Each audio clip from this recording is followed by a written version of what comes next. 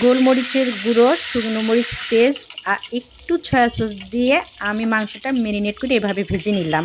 তারপরে সেই তেলের ভিতরে আমি আদা রসুন আর শুকনো মরিচ দিয়ে দিলাম। তারপরে কিছু বড় বড় করে কেটে রাখা পেঁয়াজগুলো দিয়ে দিলাম। ধনিয়ার গুঁড়া, জিরার গুঁড়া, হলুদের গুঁড়া ছাড়া মাংস রান্না করলে যে এত মজা লাগে তোমরা কল্পনাও করতে পারবে না।